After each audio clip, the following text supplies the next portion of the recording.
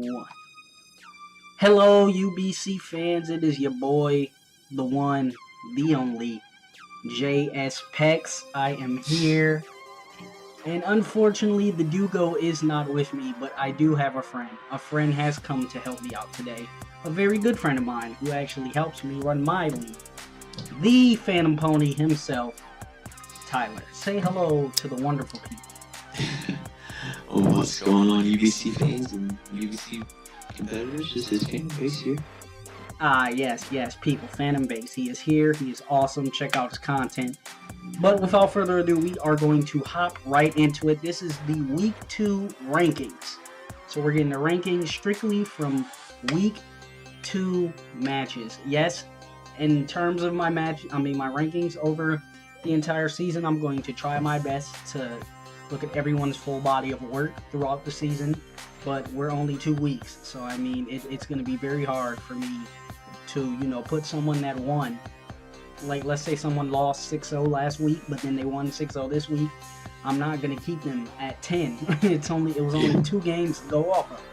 So, with no further ado, I am going to start the rankings off with our number 10 slot. And in that slot, we have Young Orso in the Windsor Weaviles. Unfortunately for my boy Orso, he picked up another loss, and just like how, it's him being the only team without a win right now is pretty much the main reason why he's at number 10. He continued last week with another loss this week, and as far as his matchup, I'm trying to remember who he played. Yes, he played against Tyler, and Not me, by the way. yeah, not Phantom Base, Tyler of the Seattle Seeders, and he actually played a pretty good game. But Orso was the last spot last week for how heavily he was handled.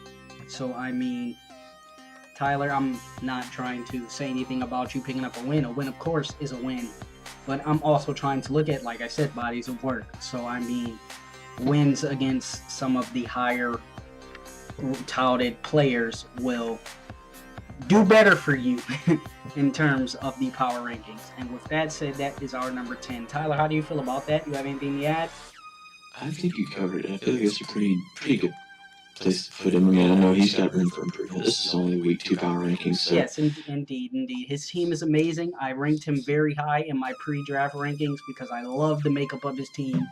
It's just up to you, my friend, to take that team and put it to good use. But I know it's not that easy, especially with how competitive this league is. True. Now, saying that, let me get his logo out of here. And we're going to go on to the number 9 slot. In the number 9 slot, I have Kahona in the Violet City Moltres. Now, if I believe correctly, yeah, Kahona played John of the Florida Gators and ended up losing in a 4-0. So he was handled pretty well, to say the least. And if I'm actually correct, yeah, Orso isn't the only one with an 0-2 record, because I'm pretty sure Tom of the Arizona Rattatas beat him last week, if I am not mistaken. Let me check the standings to make sure. Let me see.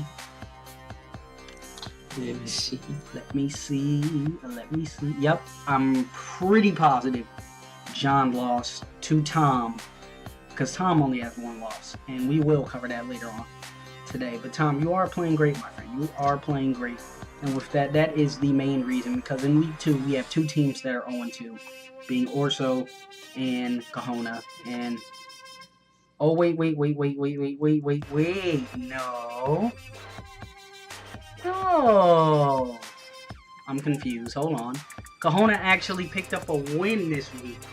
That's right. I don't know why. I was just thinking of somebody totally different. Hold on. Let me go back to the battle and see who actually played who. Look at that. I'm sorry about that, you guys. Oh, yeah, that's right. Kahona lost to John. Yeah, John handled Kahona very well, picking up a win, making him 1-1.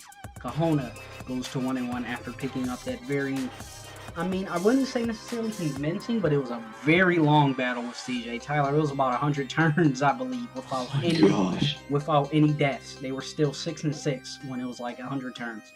So that was a very well drawn out battle.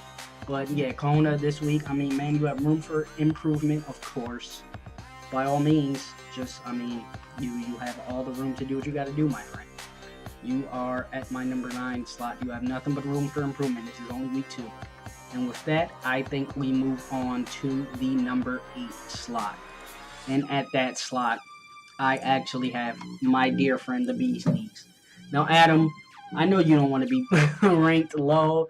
I understand you are an amazing battler, yes, but CJ handled you pretty well, might I, like, if I have to say so myself. It was a very out of nowhere match. Tyler, did you get a chance to watch that match actually? I actually didn't. I think I'm watching it right now.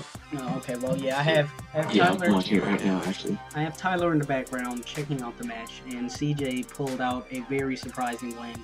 Not saying that we didn't trust CJ's skills or anything like that, but it's just Adam was the runner-up last season, and he ended up losing after barely beating, well, not, I wouldn't say barely beating RG, but he had to fight back to beat RG in week 1.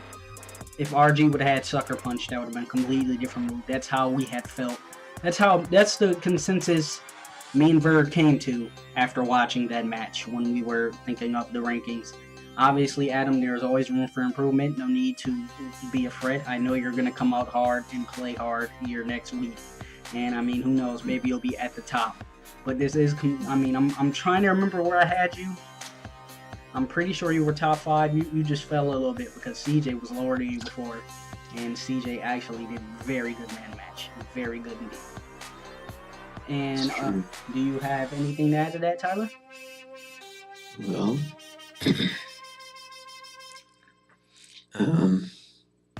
not a whole lot, honestly. But I mean, this was just a well played match by CJ. Yeah, CJ did a really good job. He prepped well. He played well. He executed well. That's the main thing. There's no point in prepping well if you're not going to be able to execute, and he was able to execute. And he was able to come out with a W there. So with that, I'm going to stop picking on my boy Adam and get that out of here. And I am going to go to our number 7 slot. And at the number 7 slot, I actually have Tyler of the Seattle Cedras. And yes, Tyler, let me go to... Tyler faced Orso and won handily. But that's the thing. Just like I was saying when I was talking about Orso.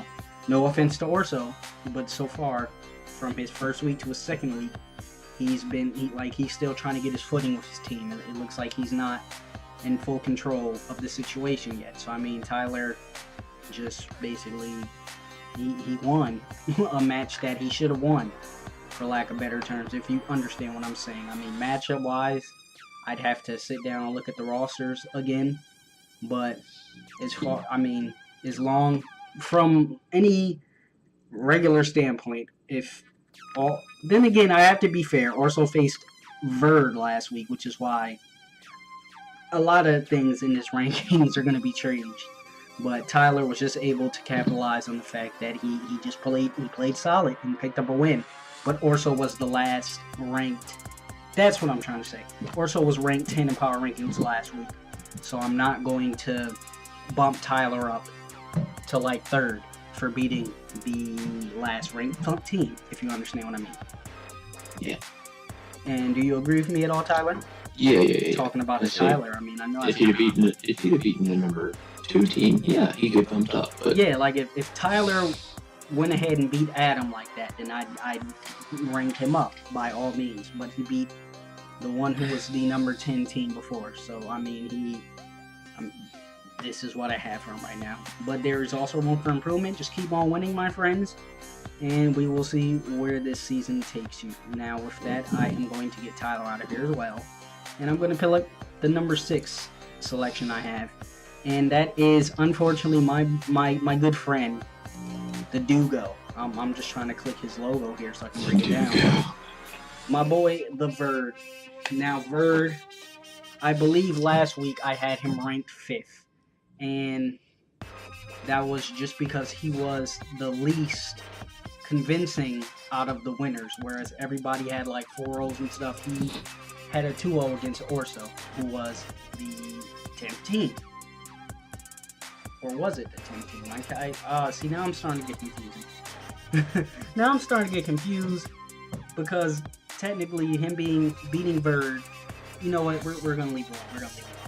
We're gonna leave it alone. So I'm getting confused. And me and Bird pretty much conversed a little bit about last week, so that's how I'm kind of getting confused here. Don't mind me.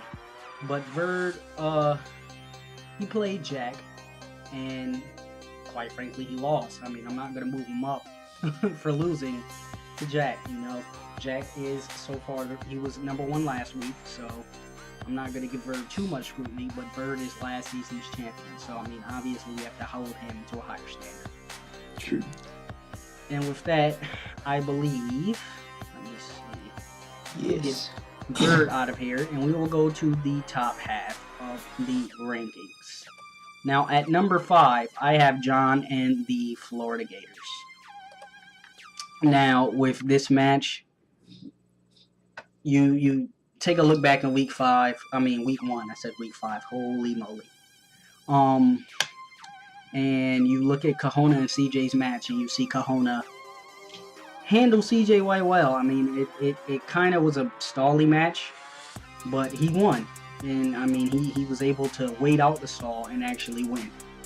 And you take that into this week, whereas John completely manhandled Kahona, for lack of better words. He was able to handle Kahona. He won in a 4-0. And, I mean, that's a convincing enough win, even though Kahona wasn't one of the top ranked players.